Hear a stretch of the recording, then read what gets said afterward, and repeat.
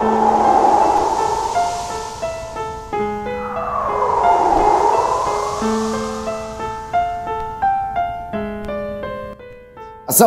warahmatullahi wabarakatuh. Selamat malam semuanya teman-teman. Selamat datang kembali di channel kesayangan kita, channel Ilo Ekstrim. Dan dimanapun teman-teman berada, semoga teman-teman selalu dalam keadaan sehat walafiat, tanpa kekurangan satu apapun. Amin, amin ya robbal alamin.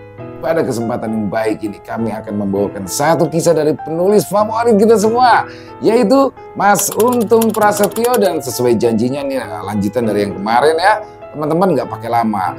Dan sebelum kita masuk ke dalam kisahnya, kami ingin mengucapkan terima kasih kepada seluruh teman-teman yang sudah selalu setia hadir setiap harinya, yang sudah selalu mendukung channel kami. Karena kehadiran teman-teman lah kami selalu bersemangat berkarya di setiap harinya. Gak pakai lama-lama lagi ya teman-teman, gak pakai lagi berbasa-basi, langsung aja kita masuk ke dalam kisahnya. Bersekutu dengan iblis demi sebuah dendam.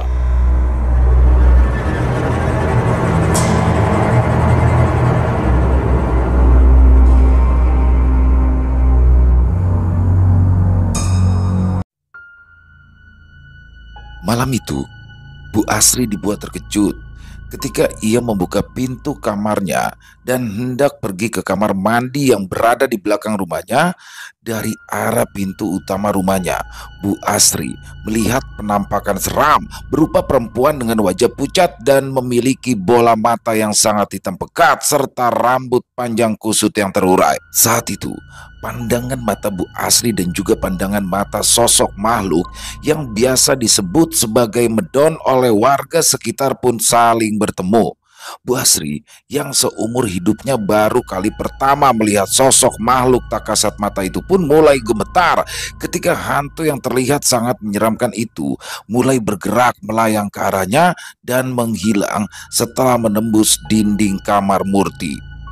Jerit ketakutan pun langsung terdengar di rumah itu dan segera membangunkan Pak Bayu serta Murni, adik perempuan dari Murti. Dengan tubuh lemas dan terasa sangat dingin, Bu Asri pun kehilangan kesadarannya setelah Pak Bayu terbangun dan keluar dari dalam kamar.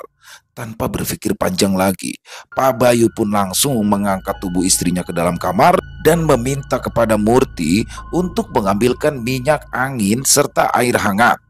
Tidak lama berselang, Murti pun keluar dari dalam kamarnya sambil berlari-lari kecil menuju ke kamar ibunya dan langsung memberikan minyak angin ke bagian tubuh ibunya. Dalam hati kecil Murti, ia sangat menyesali perbuatannya itu yang kini sudah membuat ibunya terbaring lemah karena merasa ketakutan. Murti yang kini lebih sering melakukan perubahan wujud dengan memanggil sosok Nyai Sukesi yang menyatu dengan tubuhnya itu, sungguh merasa sangat menyesali tindakan bodohnya itu. Murti berpikir jika seharusnya dia langsung masuk saja ke dalam kamarnya tanpa harus melintasi ruang tamu rumahnya yang langsung melewati juga kamar kedua orang tuanya itu. Bu, kamu kenapa toh Bu? Kamu itu ngeliat apa? Tanya Pak Bayu yang masih merasa sangat khawatir dengan keadaan istrinya itu. Medon Pak, ada medon masuk rumah kita, jawab Bu Asri dengan suara lirih dan tubuh yang masih gemetar. Sudah Bu, nanti saja ceritanya. Sekarang Ibu tenangkan diri dulu ya, saut Murti sambil terus memijit-mijit kedua lengan ibunya itu. Beberapa tetangga yang rumahnya berdekatan dengan rumah Pak Bayu pun mulai berdatangan karena mereka juga mendengar suara Bu Asri yang menjerit dengan kencang tadi. Karena mulai banyak orang yang berdatangan ke rumahnya, Pak Bayu pun lalu meninggalkan istrinya yang ditemani oleh Murti dan juga Murni untuk menemui para tetangga yang mengetuk pintu rumah serta terus memanggil-manggilnya. Setelah itu, para tetangga dari Pak Bayu dan Bu Asri pun mulai melihat keadaan Bu Asri setelah mendengar penjelasan dari Pak Bayu. Wah, semakin hari desa kita ini semakin tidak aman saja, Kang. Mulai dari begal motor, lalu Santo yang tiba-tiba kehilangan ingatannya, hingga kematian Juli yang meninggalkan banyak tanda tanya, ujar Pak Robin yang merupakan saudara sepupu dari Pak Bayu yang tinggal di sebelah kanan rumahnya itu. Iyo Bin, aku malu kalau begini terus. Aku belum bisa menangkap para berandalan yang telah merampok sepeda motor milik Dipo. Sudah muncul lagi saja masalah baru. Dan malam ini, tiba-tiba saja, rumahku malah disatroni demit. Hah, pusing aku, Bin. Keluh Pak Bayu sambil menghela nafas kasarnya. Sepertinya kita itu harus mencari orang pintar, Kang, agar supaya masalah di desa ini tidak berlarut-larut dan desa kita akan kembali tentram. Balas Pak Robin yang langsung mendapat persetujuan dari Pak Bayu. Kalau kau punya kenalan orang pintar yang ampuh, antarkan aku ke rumahnya. Atau lebih baik, bawa dia ke sini, Bin, ujar Pak Bayu yang membuat Pak Robin tersenyum. Ada, Kang. Besok pagi, biar aku yang datang ke rumahnya Mbak Suro, balas Pak Robin yang membuat Pak Bayu tenang mendengarnya. Di keesokan harinya, Pak Robin pun lalu membawa Mbak Suro ke rumah Pak Bayu.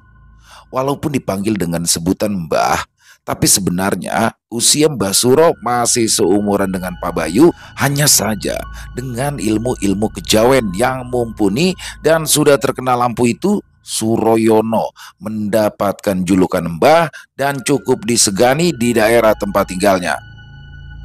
Tadi Mas Robin sudah menceritakan apa yang terjadi di desa ini, Mas. Tapi saya rasakan saat ini suasana desa sejuk dan aman-aman saja, ujar Mbak Suro yang membuat Pak Bayu tercengang. Loh, tapi itu semalam istri saya itu ngeliat demit yang masuk ke dalam kamar anak saya loh, Kang, balas Pak Bayu yang membuat Mbak Suro memegangi janggutnya sambil terus mengedarkan pandangannya ke sekitaran rumah Pak Bayu. Oh, itu biasa, Mas. Kebetulan hanya lewat saja, balas Mbak Suro dengan santainya. Merasa tidak puas dengan keterangan dari Mbak Suro yang sudah terkenal sakti mandraguna itu, tanpa basa-basi Pak Bayu pun lalu mengajaknya pergi ke rumah Santo yang kala itu sedang mengalami gangguan kejiwaan setelah terus dihantui oleh Murti yang sebenarnya belum merasa puas dengan segala pembalasannya. Sesampainya di rumah Santo, Mbah Suro pun langsung membacakan sesuatu sesaat setelah ia melihat Santo secara langsung, dan tidak lama kemudian Mbah Suro pun mengatakan jika saat ini Santo sedang mengalami teror dari makhluk gaib yang terus mendatanginya karena Santo telah melakukan perbuatan yang tercela. Seolah bisa kembali ke masa lalu, Mbah Santo pun mulai menceritakan apa yang telah dilakukan oleh Santo sebelumnya hingga kini ia sampai menjadi gila karena kesalahannya sendiri. Aku tidak mau membantu orang yang sedang menuai karmanya sendiri, Kang. Pemuda ini sudah melakukan kesalahan yang sangat fatal. Beruntung dia masih hidup, tidak dihabisi oleh makhluk tersebut seperti temannya, ujar Mbah Suro dengan tegas. Loh, apa yang sampean maksud? Adalah pemuda yang bernama Julio, Mbah? Tanya Pak Robin yang awalnya tercengang ketika mendengar pernyataan dari Mbah Suro. Sepertinya begitu, Kang. Karma dari orang-orang yang dengan tega memperlakukan seorang perempuan yang tidak berdosa secara keji. Kalau aku yang menjadi orang tuanya, pasti aku juga akan menghabisinya, balas Mbah Suro yang langsung keluar dari dalam rumah milik keluarga Santo. Loh, piye to iki? Kok dia malah pergi, Bin? Tanya Pak Bayu yang heran atas sikap dari Mbah Suro. Sepertinya dia marah, Kang, balas Pak Robin yang langsung berlari kecil menyusul kepergian Mbah Suro. Dengan penuh rasa sungkan kepada kedua orang tua Santo, Pak Bayu pun akhirnya pamit undur diri dan langsung ikut berlari mengejar Pak Robin dan juga Mbah Suro. Setelah dapat menyusul keduanya, Pak Bayu pun menghentikan langkah Pak Robin dan juga Mbah Suro untuk meminta penjelasan yang lebih detail. Kalau kamu mau tahu yang sebenarnya, nanti malam datanglah ke rumahku. Aku akan menunjukkan apa yang sebenarnya terjadi, ujar Mbah Suro yang langsung berpamitan kepada Pak Bayu dan juga Pak Robin. Sesampainya Pak Bayu di rumah, Murti dan Bu Asri pun telah menunggunya di teras rumah yang terdapat beberapa kursi tamu dan juga meja panjang kayu berwarna coklat. Di teras rumah yang terasa sangat sejuk karena semilir angin berhembus pelan itu, Pak Bayu pun mulai menceritakan apa yang sebenarnya terjadi kepada Santo dan Juli menurut penerawangan dari Mbak Suro. "Lalu, apakah Mbak Suro bersedia mengobati Santo, Pak?" tanya Murti yang merasa sangat penasaran dengan cerita yang sudah disampaikan oleh Pak Bayu. "Sayangnya tidak, Nduk. Mbak Suro itu tidak mau mengobati Santo karena menurutnya itu adalah sebuah karma yang memang pantas didapatkan olehnya," balas Pak Bayu yang membuat hati Murti merasa lega mendengarnya. Dan untuk memastikan hal itu, Murti pun kembali melakukan ritualnya ketika malam tiba. Kala itu, Murti memang berencana untuk kembali mendatangi satu persatu orang yang telah menodainya. Tapi sebelum kembali melakukan pembalasan, Murti merasa perlu untuk mendatangi Mbak Suro terlebih dahulu karena dia tidak ingin jika Mbak Suro yang memang memiliki kemampuan melihat masa lalu itu menceritakan apa yang telah dialaminya. Malam itu, Murti tidak bermaksud untuk mengganggu Mbak Suro atau bahkan menyerangnya. Tapi Murti hanya ingin menjelaskan tentang apa yang dilakukannya kepada Santo dan juga Juli, lalu meminta kepada Mbak Suro untuk tidak menceritakan hal tersebut kepada ayahnya. "Maafkan kedatanganku jika mengganggu sampean ya Mbah," ujar Murti dengan wujud gaibnya. "Tidak apa-apa, Ndok. Aku sudah mengira jika kau akan datang menemuiku, dan aku juga sudah berjanji tidak akan membantu musuh-musuhmu itu," balas Mbah Suro dengan tawanya. "Satu hal lagi, Mbah, tolong jangan Simbah ceritakan apa yang telah menimpa diriku kepada ayahku," pinta Murti yang dibalas dengan anggukan kepala oleh Mbah Suro. "Tuntaskan apa yang sudah menjadi keinginanmu, Nduk. Aku tidak akan ikut campur dalam hal ini. Sudah sepantasnya orang-orang bejat itu mendapatkan balasan yang setimpal," balas Mbah Suro dengan senyumnya. "Tapi jika boleh aku meminta, janganlah kau membunuh lagi, Nduk. Jangan biarkan Nyai penunggu hutan karet itu terus menikmati darah-darah segar dari para korban-korbanmu," imbu Mbah Suro yang juga tahu siapakah sosok yang berada di dalam tubuh Murti. "Heh, kau tidak perlu menceramaiku, murid Nyai Rodeng," balas sosok Nyai Sukesi yang kini bersuara dari dalam tubuh Murti. "Kalau begitu, terserah kau saja, Sukesi. Tapi ingat, jika kau meminta lebih dari Murti, maka aku sendiri yang akan memasungmu di senda bulus," ujar Mbah Suro yang mencoba memperingati Nyai Sukesi. Setelah selesai dengan Mbah Suro, Murti dengan wujudnya yang menyeramkan itu mulai melayang pergi dari kamar tempat Mbah Suro melakukan praktek perdukunannya. Kabar tentang kesaktian dan juga keampuhan Mbah Suro pun memang benar adanya. Hal itu terbukti dengan kemampuannya mengetahui apa yang telah dialami oleh Murti beberapa bulan yang lalu. Murti yang telah merencanakan pembalasan dendamnya pun menunggu Harto yang biasanya pulang larut malam dengan menggunakan sepeda motor tuanya. Harto yang hampir di setiap malamnya itu selalu berkumpul dengan teman-temannya dan juga tidak pernah lepas dari minuman beralkohol sudah beberapa kali diawasi oleh Murti. Tidak hanya Harto, tapi hal yang sama juga terjadi kepada Suradi dan juga Tono yang terus diawasi oleh Murti. Malam itu, sekitar pukul 1:30 dini hari, Harto yang pulang mengendarai sepeda motornya dalam kondisi mabuk pun menghentikan laju kendaraan roda 2 butut miliknya di jalanan sepi yang berada di area perkebunan warga.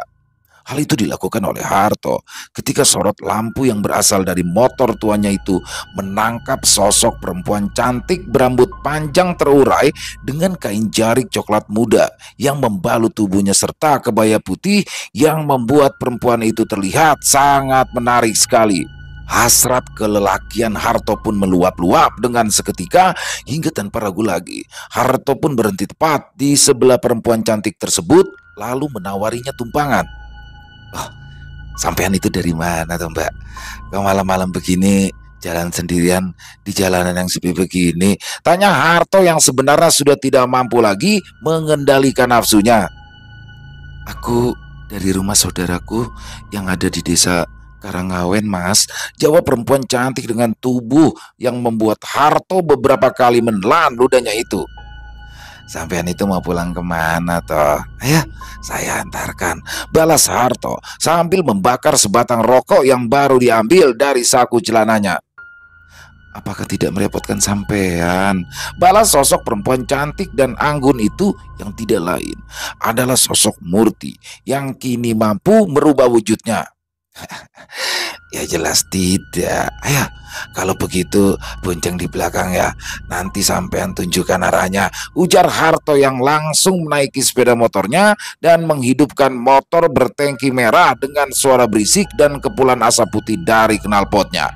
Selain karena sedang berada dalam pengaruh minuman keras yang sudah banyak ditenggaknya, Harto kini sudah berada dalam pengaruh mantra dari Murti. Hal itu pun jelas menghilangkan kesadaran Harto yang malam itu memang telah diincar oleh Murti. Beberapa waktu kemudian, Harto dan sosok gadis cantik itu tiba di sebuah rumah kecil yang terlihat sederhana dengan banyaknya pepohonan rindang di sekitaran. Mengetahui jika mereka telah sampai di rumah yang dituju, Harto pun langsung mematikan sepeda motornya. Lalu ia turun sambil mengedarkan pandangannya ke sekitaran tempatnya berada. Dengan sedikit berbasa-basi, akhirnya Harto pun dipersilakan untuk masuk ke dalam rumah dengan bangunan kecil tersebut. Entah apa yang ada di dalam pikiran Harto kala itu. Dengan hasrat yang sudah membuncah dan meluap-luap, Harto langsung saja memeluk sosok perempuan cantik itu dari arah belakang, seolah gayung bersambut. Perempuan cantik itu hanya tertawa kecil dan tidak menunjukkan jika ia merasa marah dengan apa yang telah dilakukan oleh Harto. Mengetahui jika perempuan cantik itu tidak keberatan dengan apa yang sudah dilakukannya, Harto semakin bernafsu. Ia semakin liar mencumbu perempuan yang baru saja dikenalnya itu bak seekor harimau yang kelaparan sedang menguliti mangsanya.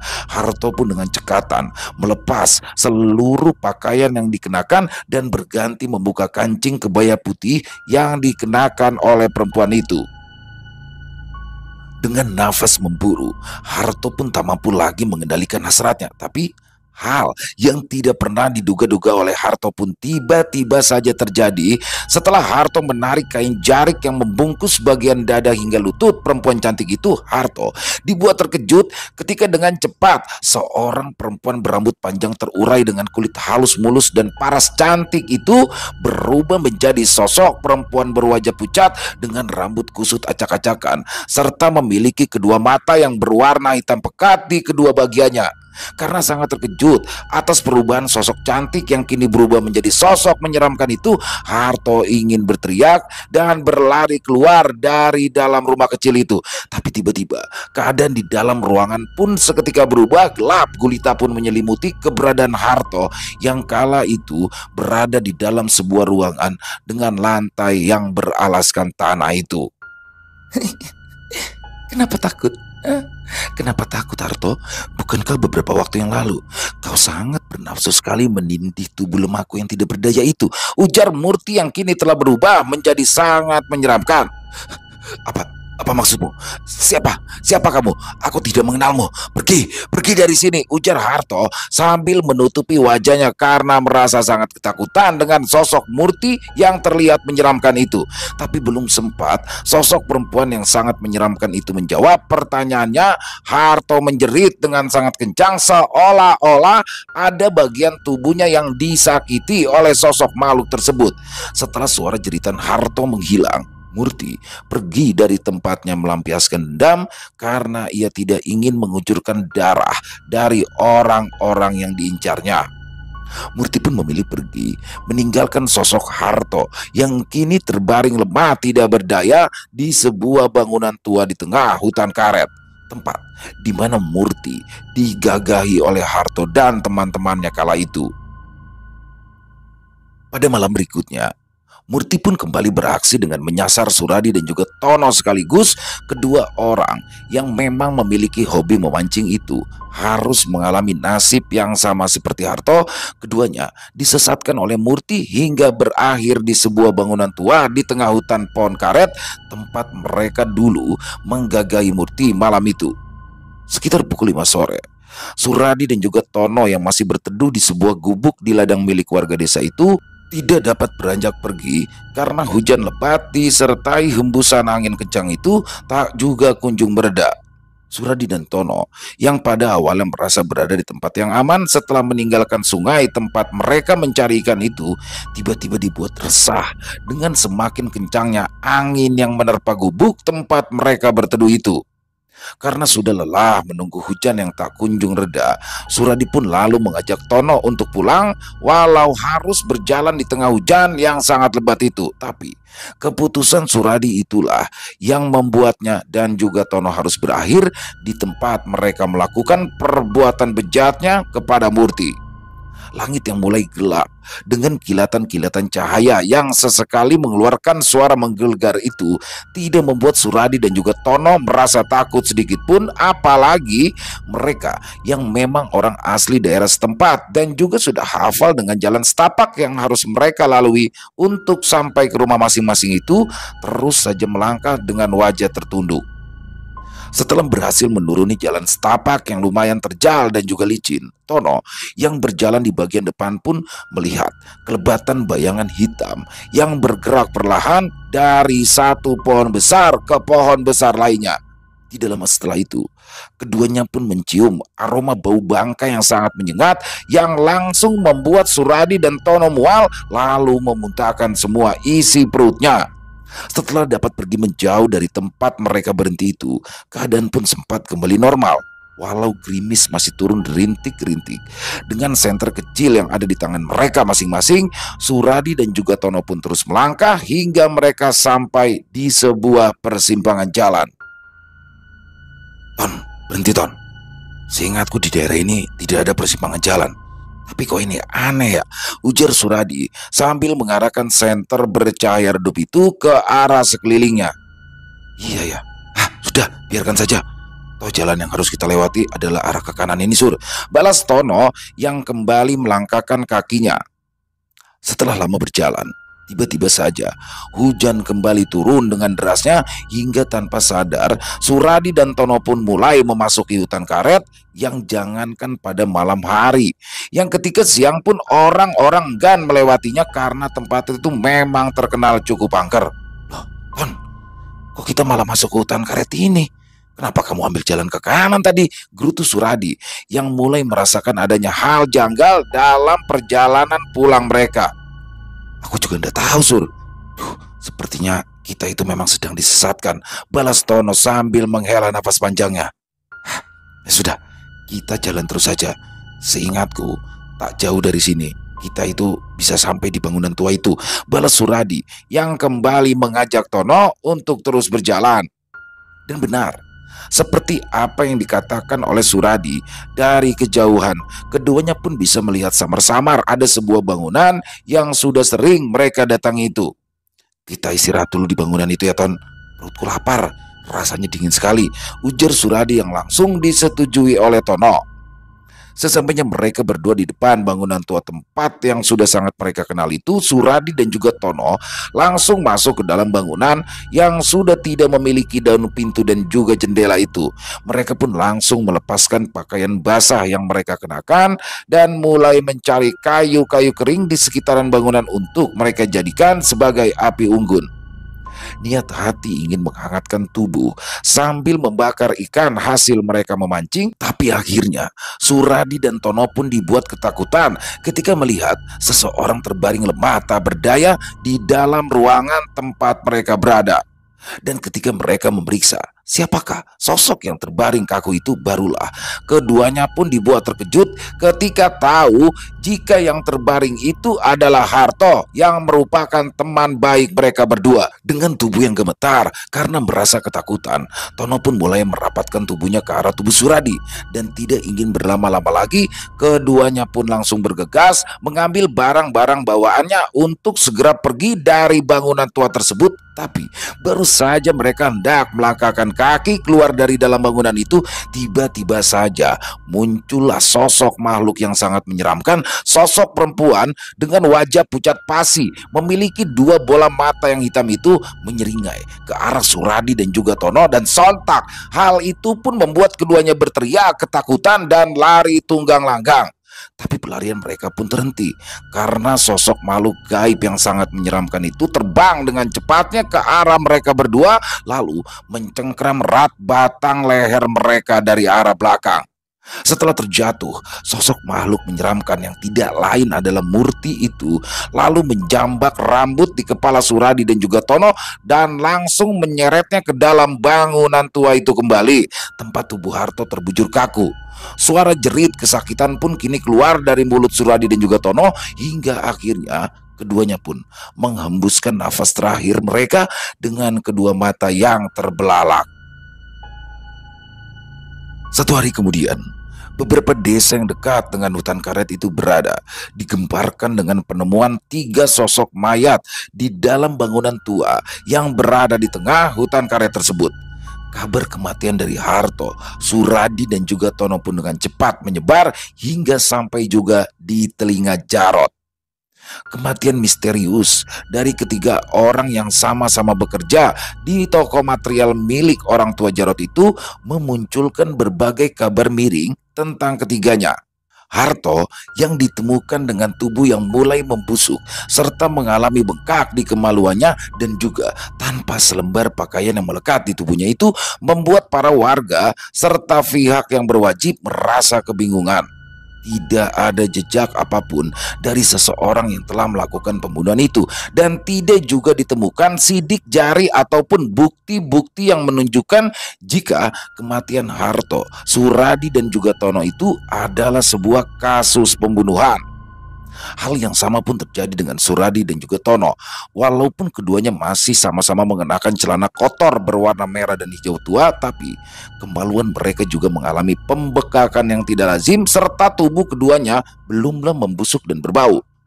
Mengetahui jika kematian dari Suradi, Harto dan juga Tono bukanlah sebuah kematian yang wajar, Jarot akhirnya memutuskan untuk pergi ke desa sebelah tempat di mana saudaranya berada. Selain merasa takut akan terjadi hal buruk kepada dirinya, Jarot memiliki tujuan untuk mencari bantuan dari orang yang memiliki kemampuan khusus atau juga biasa disebut sebagai orang pintar. Walaupun masih menutupi apa yang sebenarnya ia takuti, tapi Jarot meminta kepada adik sepupunya untuk membantunya mencari seseorang yang bisa membantunya dan juga mengerti akan hal-hal gaib. "Sampai ini kenapa, Thomas? Kok seperti orang yang ketakutan gitu?" tanya adik sepupu Jarot yang bernama Marno. Memangnya kamu tidak dengar kematian 3 orang yang bekerja di material milik Bapak Mar? Tanya Jarot yang membuat Marno terkejut. "Oh alah, jadi mereka itu adalah orang-orang yang bekerja di toko material milik Pak Deto," balas Marno yang baru mengetahui jika ketiga orang tersebut adalah Suradi, Harto dan juga Tono. "Ya makanya aku itu sengaja ngungsi ke rumahmu. Aku takut jika kematian ketiga temanku itu adalah perbuatan orang-orang yang iri dengan kesuksesan usaha Bapakku, Mar," jawab Jarot yang di sini mulai mengarang sebuah cerita. "Alah, kalau begitu ya sebaiknya sampean di sini dulu aja, Mas. Kalau perlu Pak D sama Bude biar juga menginap di rumahku dulu," balas Marno menawarkan. "Wah, gak usah Mar, gak perlu. Saat ini yang aku perlukan itu adalah orang pintar yang mengerti akan hal-hal gaib. Karena aku akan meminta tolong untuk bisa mengungkap kematian dari Suradi, Harto dan juga Tono," ujar Jarot menjelaskan. "Oh, tenang Mas. Di sini ada temanku yang tiba-tiba saja memiliki kesaktian yang luar biasa. Nah, menurut cerita yang aku dengar, dia itu pernah diculik oleh makhluk gaib lalu dibawa ke alam mereka. untuk dijadikan budak di sana. Balas Marno menceritakan tentang sosok orang yang dipercaya dapat membantu Jarod kala itu. Kalau begitu, antar aku ke sana, pinta Jarod dengan penuh semangat. Oh iya, siapa nama orang itu, Mar? Imbu Jarod menanyakan sosok yang dimaksud oleh Marno itu. Namanya Mas Prapto. Nanti malam kita ke rumahnya, Mas. Mudah-mudahan dia belum berangkat lagi ke Jakarta. Balas Marno yang membuat Jarod merasa lebih tenang kala itu. Sesampainya di rumah Prapto, Jarod pun langsung menceritakan sebuah cerita karangan yang mengatakan jika kematian ketiga temannya itu adalah ulah dari orang yang mungkin saja iri dengan usahanya. Walaupun tidak langsung mempercayainya, Prapto yang kini sudah memiliki mata batin yang cukup tajam serta bisa melepaskan sukmanya pun mulai menerawang ke sebuah tempat yang dimaksud oleh Jarod. Dan betapa terkejutnya Prapto ketika dengan mata batinnya ia melihat sosok makhluk perempuan bergaun hitam dengan wajah pucat menyeramkan itu sedang meremas kemaluan milik Harto dan juga milik Suradi serta Tono. Tapi sayangnya penerawangan Prapto tidak menembus ke masa yang lebih lampau hingga pada akhirnya Prapto pun menyimpulkan jika makhluk tersebut adalah makhluk jahat yang memang sudah diminta oleh seseorang untuk menghabisi nyawa Harto, Suradi, dan juga Tono. Apa kesalahan mereka sampai-sampai mereka bertiga mengalami kematian yang sangat mengerikan seperti itu? Gumam Prapto yang membuat Jarod serta Marno tercengang mendengarnya. Bagaimana Mas Prapto? Tanya Jarod penasaran. Yang menyebabkan kematian dari teman-teman sampean itu adalah makhluk gaib yang sepertinya sudah diminta seseorang untuk menghabisi ketiganya. Tapi saya sendiri belum tahu kesalahan fatal apa yang sudah mereka lakukan, jawab Prapto dengan tegas. Wah, jadi memang tepat ini dugaan saya. Ketika teman saya itu meninggal karena dijadikan tumbal oleh pesaing bapak saya. Bukan begitu Mas Prapto, ujar Jarod yang semakin yakin dengan kebohongannya. Ya sudah Mas, yang penting saat ini sampean aman dulu saja. Mungkin besok atau lusa saya akan berkunjung ke tempat usaha milik bapak sampean. Dan untuk sementara saya akan coba memasang pagar gaib di tubuh sampean, balas Prapto dengan penuh keyakinan. Ya, semenjak berhasil diselamatkan oleh Ardi dan juga Bang Pian, Prapto yang juga memiliki sosok pendamping gaib pun mulai memperdalam kemampuannya. Mata batinnya yang sudah terbuka itu pun terus diasahnya dengan banyak belajar dari Bang Pian ataupun Ardi. Tapi walaupun begitu, Prapto sendiri masih memiliki kekurangan dan juga pengalaman. Kekurangan Prapto dalam menganalisa sebuah permasalahan pun menjadikannya terkesan sembrono dalam urusan yang berkaitan dengan hal-hal gaib. Tentunya sangat berbeda dengan Ardi dan juga Bang Pian. Selain keduanya sudah cukup berpengalaman, baik Ardi maupun Bang Pian memiliki kebijaksanaan tersendiri dalam menyikapi sebuah permasalahan. Dan hal itulah yang membuat keduanya selalu dapat menuntaskan setiap permasalahan yang mereka hadapi. Sementara itu, Murti mulai merasa gelisah karena sosok Nyai Sukesi menginginkan sesuatu darinya. Ya, Nyai Sukesi menginginkan darah seseorang untuk bisa terus memperkuat diri dan juga menambah kesaktiannya. Murti yang mulai merasakan sakit di sekujur tubuhnya akibat dari permintaan Nyai Sukesi itu pun mulai berencana untuk bisa menghabisi Jarod. Hal itu pun harus segera dilakukannya demi bisa memberikan apa yang diinginkan oleh Nyai Sukesi. Pencarian Jarod malam itu pun mulai dilakukan oleh Murti. Dengan kemampuannya saat itu, tidaklah sulit untuk Murti menemukan tempat Jarod berada. Tidak seperti biasanya. Malam itu, Murti merasakan gejolak yang luar biasa di dalam hatinya. Rasa dahaga yang terus-menerus datang pun membuat Murti hampir saja menculik bayi yang belum genap berusia 40 hari. Beruntung, saat itu Murti masih bisa menguasai akal sehatnya. Walaupun sosok Nyai Sukesi terus merongrongnya dari dalam, tapi Murti dengan tegas menolak untuk mengambil bayi yang tidak berdosa itu. Setelah terus membayangkan sosok Jarot di dalam benaknya. Murti pun lalu melesat dengan sangat cepat ke tempat di mana Jarot berada. Dengan wujudnya yang berupa setengah siluman itu, Murti pun akhirnya dengan cepat menemukan keberadaan Jarot kala itu. Tetapi sesampainya Murti di tempat di mana Jarot berada, ia merasakan adanya sosok makhluk gaib yang berkekuatan besar. Tapi walaupun begitu, sedikit pun Murti dan juga Nyai Sukesi tidak merasa takut dengan keberadaan sosok makhluk gaib berkekuatan besar tersebut. Tanpa sedikit pun rasa ragu, Murti langsung masuk ke dalam rumah tempat di mana Jarot berada, dan baru saja Murti ingin mencengkram leher dari orang yang telah menjadi otak dari semua perbuatan keji itu, tiba-tiba saja muncul sosok makhluk gaib berwujud lelaki muda, bertubuh sedang namun berotot dan terlihat sangat kekar. Sosok makhluk gaib tersebut pun langsung mencengkram tangan Murti dan melemparkannya ke arah luar dari sebuah kamar tempat Jarot berada. Alih-alih ingin menghabisi nyawa Jarot dengan cara mencekik, kini Murti pun harus menghadapi sosok makhluk gaib yang ternyata sudah diminta oleh Prapto untuk melindungi Jarot. Rupanya manusia bejat itu memiliki makhluk gaib penjaga, Nyai, gumam Murti dalam hatinya. Andai saja tadi kau mau menuruti permintaanku untuk menghisap darah bayi yang masih wangi itu, saat ini kita akan lebih mudah memusnahkan sosok makhluk penjaga itu, Dok, balas Nyai Sukesi yang membuat Murti merasa sangat kesal. Cukup Nyai. Jangan pernah meminta sesuatu yang bertentangan dengan hati nuraniku, balas Murti yang seketika itu juga membuat Nyai Sukesi terdiam. Tanpa menunggu apa-apa dari Nyai Sukesi, Murti pun langsung melesat menyerang sosok makhluk gaib yang sedari tadi hanya diam memperhatikan Murti dengan seksama. Kuku-kuku hitam di kedua tangan Murti pun tiba-tiba saja memanjang dan menjadi sangat tajam. Dua buah taring pun muncul dari sudut bibir Murti, dan tubuhnya kini mulai diselimuti dengan cahaya merah kehitaman. Pertempuran antara dua makhluk gaib itu pun mulai terjadi. Jual beli serangan pun terjadi begitu dahsyat.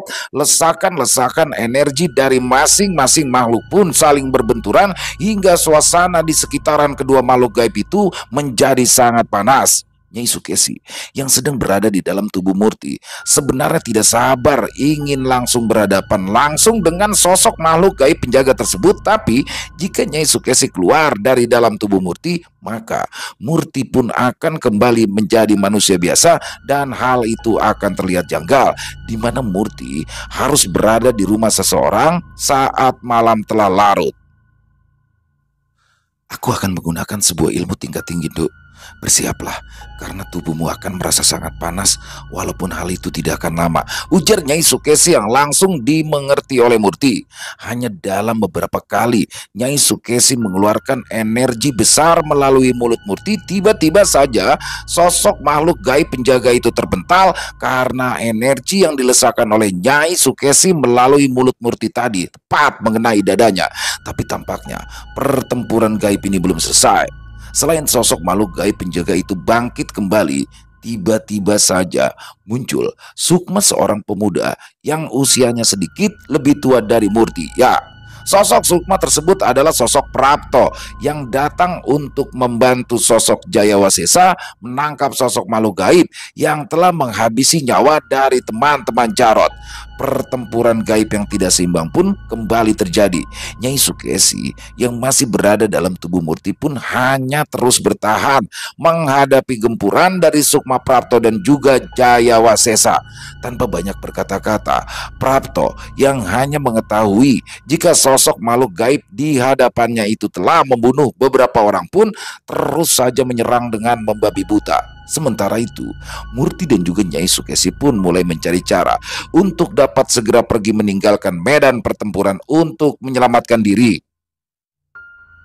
Di saat-saat yang genting itu, tiba-tiba datang seseorang dengan kesaktian tinggi yang juga mampu melepas sukmanya. Orang itu ternyata adalah Basuro, sosok dukun yang memang memiliki kemampuan cukup tinggi, bahkan melebihi kemampuan dari Prapto saat itu.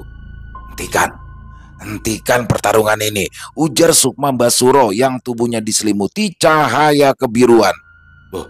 Apa sampean yang memiliki makhluk peliharaan ini, Mbak? Tanya Prapto yang membuat Basuro tertawa. Bocah goblok, apakah kamu tidak tahu? Makhluk apa yang sedang kamu hadapi saat ini, bocah? Bocah, balas Mbah Suro yang membuat Prapto mengernyitkan dahinya. Ya, yang sedang aku hadapi saat ini ya demit, bah. Demit perempuan, bah. Balas Prapto dengan sedikit kesal sambil mengejek Murti. Kamu itu memang masih goblok, bocah. Walau memiliki kesaktian, tapi kau belum memiliki keahlian. Walau mata batinmu telah terbuka, tapi mata hatimu masih tertutup rapat. Balas Mbah Suro lagi. Mulai saat ini, jangan lagi halangi perempuan yang bernasib malang ini untuk menuntaskan dendamnya. Dia berhak menuntut balas akibat perbuatan dari seseorang yang sedang kau lindungi saat ini, bocah. Imbu Mbah Suro menjelaskan. Waduh, apa sampean sudah gila membiarkan iblis untuk terus menghabisi nyawa manusia, Mbak? Balas Prapto dengan tegas. Iblis yang sesungguhnya adalah orang yang sedang kau lindungi itu, goblok. Balas Mbah Suro yang tak kalah tegas dari Prapto. Sampean ini jangan ngada-ngada, Mbah. Aku itu sudah melihat dengan mata kepalaku sendiri bagaimana iblis betina itu telah menghabisi 3 orang yang tidak bersalah di sebuah bangunan tua yang ada di tengah-tengah hutan karet, ujar Prapto yang sekaligus menjelaskan kemampuannya untuk bisa kembali ke masa lalu. Kalau begitu, sekarang ayo kita sama-sama kembali ke masa di mana manusia-manusia bejat itu melakukan perbuatan kejinya kepada Murti. Tantang Mbah Suro yang langsung mendekat ke arah Sukma Prapto tanpa menunggu persetujuan dari Prapto. Mbah Suro pun langsung menggenggam erat tangan Prapto dan langsung melesat ke masa di mana kejadian tragis menimpa Murti. Sesampainya mereka di sebuah tempat yang gelap, Prapto pun langsung dikejutkan dengan suara jeritan seorang perempuan muda yang kedua lengannya sedang ditarik paksa oleh 2 orang pemuda. Setelah itu muncul lagi 1 orang pemuda lagi dan dengan kasar langsung menampar wajah dari perempuan malang itu, lalu menjambak rambut panjangnya hingga mau tidak mau perempuan malang itu mengikuti langkah ketiga pemuda itu tanpa perlawanan lagi. Gadis itu bernama Murti, dan sosok yang kau hadapi tadi adalah Murti yang kini sudah bersatu dengan sosok Nyai Sukesi, ujar Mbah Suro menjelaskan kepada Prapto. Setelah menjelaskan kepada Prapto, Mbah Suro pun lalu mengajak Prapto untuk berjalan menuju ke sebuah bangunan tua yang juga sudah diketahui oleh Prapto. Dan betapa terkejutnya Prapto ketika ia melihat Jarot bersama ketiga temannya sedang berada di sana dan terus memaki Murti. Dan kejadian yang semakin membuat hati Prapto seperti tersayat-sayat adalah ketika Jarot pergi dan membiarkan ketiga temannya untuk mulai menggagahi tubuh Murti secara bersamaan. Disitulah Prapto tahu awal permasalahan yang sebenarnya terjadi. Wah, sial, ternyata Jarot sudah membohongi saya, Mbah, ujar Prapto yang membuat Mbah Suro tertawa terbahak-bahak. Kamu itu harus belajar lebih banyak lagi, Le. Dunia gaib itu menyimpan beribu misteri.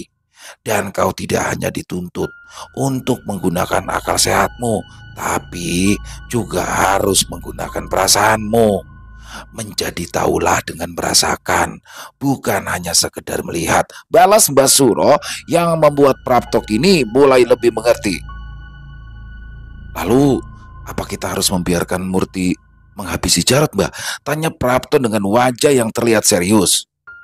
Biarkan karma itu bekerja dengan sendirinya, Le, jawab Mbah Suro yang menghadirkan tanda tanya besar dalam benak Prapto. Setelah mengetahui semua yang telah menimpa Murti, Prapto pun lalu mengajak Mbah Suro untuk kembali ke tempat di mana Murti dan juga Jayawasesa berada. Dan ketika keduanya telah sampai di rumah tempat Jarot berada, Murti telah pergi dan hanya tersisa sosok Jayawasesa di sana. Apa yang telah terjadi, Ki Jaya? Tanya Prapto yang merasa penasaran atas kepergian Murti. Aku melihat penderitaan hebat yang telah dialami oleh perempuan malang itu, Le. Dan yang aku khawatirkan, perempuan itu tidak mampu membebaskan diri dari jerat makhluk gaib yang bernama Nyai Sukesi yang memang tercipta sebagai makhluk yang haus darah, yang berambisi dengan sebuah kesaktian dan juga kekuasaan, ujar Jayawasesa menanggapi pertanyaan dari Prapto tadi. Aku setuju denganmu, Ki Jaya. Aku takut hidup Murti itu akan berakhir karena terus diperdaya oleh Nyai Sukesi untuk memuaskan hasratnya dalam memangsa para korban-korbannya, sahut Basuro menimpali. Itu dapat kita pikirkan nanti, Mbah. Sekarang itu bagaimana dengan kondisi laki-laki yang bernama Jarot itu? Tanya Prapto yang semakin penasaran. Murti tidak membunuhnya malam ini. Dia hanya mengambil hawa murni dan juga sukma sejati milik pemuda itu. Dan saat ini, pemuda itu kosong, tanpa ingatan apapun. Saat ini, sedang ia menunggu sosok makhluk gaib yang akan bersarang di tubuhnya nanti. Balas sosok Jayawasesa menjelaskan. Karena merasa penasaran dengan Jarot, Prapto pun lalu masuk ke dalam rumah tempat pemuda itu menginap. Dan di dalam kamar tempatnya berada bersama Marno, Prapto melihat tubuh Jarot lemah dan tidak berdaya. Kedua matanya memandang ke arah dinding kamar dengan tatapan kosong. Raga Jarot pun kini dapat dibilang kosong, dan hal itulah yang membuat Jarot kehilangan ingatannya sama seperti Santo dan juga Miftah. Beberapa hari kemudian, Jarot pun terlihat sering mengamuk dan juga meracau. Prapto yang diminta Marno untuk mengobatinya pun merasa tidak sanggup kala itu karena Prapto tahu siapakah sosok makhluk gaib yang kini bersarang di dalam tubuh Jarot. Begitu juga dengan Basuro. Dukun sakti itu mengaku tak sanggup untuk mengobati Jarot karena dia mengenal dengan baik sosok makhluk gaib yang tidak lain adalah sosok Jaran Kepang. Sementara itu, Murti yang sudah berhasil membalaskan dendamnya pun tetap dipaksa oleh Nyai Sukesi untuk mencari darah segar dan bisa menambah kesaktiannya. Tapi Murti yang pada sejatinya enggan menyakiti orang lain yang tidak bersalah pun menolak, hingga akhirnya Murti mengalami nasib yang sama seperti Jarot karena sukmanya dibawa oleh Nyai Sukesi untuk dijadikan budak di alamnya. Prapto yang mengetahui hal itu pun lalu mengajak Mbah Suro untuk menyelamatkan Murti, tapi Mbah Suro menolak karena sebuah alasan yang tak mampu dijelaskannya. Karena memang kemampuannya itu masih kurang mumpuni. Akhirnya Prapto pun meminta bantuan kepada Bang Pian dan juga Ardi, dan mau tidak mau Prapto pun segera kembali ke Jakarta untuk menemui Bang Pian serta Ardi guna menceritakan apa yang terjadi kepada Murti. Selesai. Wow, luar biasa. Mas Untung Prasetyo memberikan kita semua kejutan ya. Di pertengahan kisah muncullah seorang Prapto. Dan buat teman-teman mungkin yang baru bergabung dan belum mengetahui siapakah sosok Prapto itu, jadi sosok Prapto ini adalah sahabat daripada Bang Pian, yang mana di episode Bang Pian sebelumnya itu untuk Prapto ini sempat menjadi kurang waras ya, karena sempat masuk alam gaib. Tapi berkat bantuan dari Ardi dan Bang Pian, alhamdulillah Prapto pun bisa terbebas dari itu semua. Dan setelahnya jadi bisa bantu orang nih, Prapto jadi menguasai nih, apalagi ada pendampingnya juga. Dan ternyata dimunculkan nih di pertengahan kisah oleh Mas Untung. Wah, Bang Untung sering ini nih, sering ngasih kejutan. Luar biasa keren banget kisahnya. Jadi memang di sini Mbah Suro yang saya soroti adalah Mbah Suro itu, dia tahu tapi membiarkan karena dia tahu bagaimana perasaan dari Murti ya. Dia tahu bagaimana dendam dari Murti karena sudah dihancurkan sehancur-hancurnya. Dan di episode kali ini luar biasa, dendamnya terbalaskan. Jadi clear keseluruhan untuk pelakunya ya, para pelakunya itu, dari mulai yang menyeret dia sampai yang melakukan ruda paksa juga, bahkan otak dari semua itu untuk Jarot, pria merupakan anak juragan material ya, yang mana dia adalah otaknya orang yang pernah ditolak cintanya oleh Murti dan sakit hati. Nah, di sini juga udah menuai akibatnya, harus mengalami sukmanya diambil. Jadi di situ. Tapi di endingnya nih ternyata ya itulah, ketika kita bersekutu dengan iblis harus ada konsekuensinya di situ, dan Murti itu mendapatkan itu juga, sukmanya diambil. Dan ya saat ini Murti tidak jauh beda ya kondisinya dengan si Jarot. Dan semakin menarik Mas Untung ya, apalagi buat teman-teman juga pasti makin penasaran nih. bagaimana kiprah Bang Pian serta Ardi di episode selanjutnya. Apakah bisa bisa menyelamatkan Sukma daripada Murti? Kita tunggu nih. Makin seru aja. Ini berarti kalau Prapto dekat di situ berarti ini nggak jauh nih, daerah-daerah Gunung Kidul ya teman-teman ya. Dan semoga kisah barusan bisa menghibur teman-teman semua, khususnya para pecinta penikmat horor, lebih khususnya lagi kepada para subscriber dari channel Ilo Extreme. Dan silakan buat teman-teman yang mungkin punya komentar lain, yang mungkin punya pendapat lain, bisa dituliskan di dalam kolom komentar ataupun hanya sekedar saling menyapa, silakan. Insya Allah kami akan membalasnya satu persatu. Dan buat yang suka dengan kisah barusan, yuk diklik tombol like-nya, tombol jempolnya, boleh juga dong di-share ke teman-teman yang lain agar juga ikut merasa terhibur.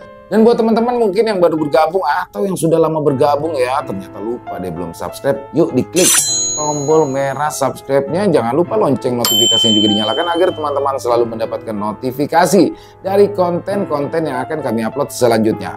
Untuk channel Ilo Extreme kami upload di setiap harinya ya, setiap malam ya, setiap pukul 7 malam waktu Indonesia bagian Barat atau jam 19.00 waktu Indonesia bagian Barat.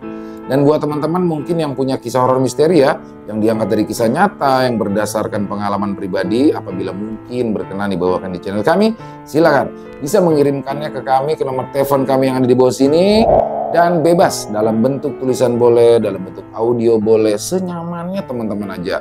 Untuk yang sudah mengirimkan kisah kami ucapkan terima kasih. Untuk yang sudah mengirimkan kisah tapi belum sempat dibawakan, harus sabar ya, karena harus melalui proses penggarapan terlebih dahulu.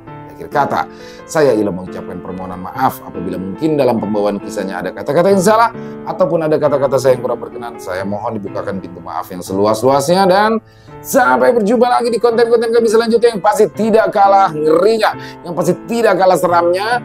Masih bersama saya Ilo di channel Ilo Extreme. Salam sehat, sukses selalu untuk kita semua. Jangan lupa bahagia teman-teman, tapi jangan pernah pura-pura bahagia. Wassalamualaikum warahmatullahi wabarakatuh.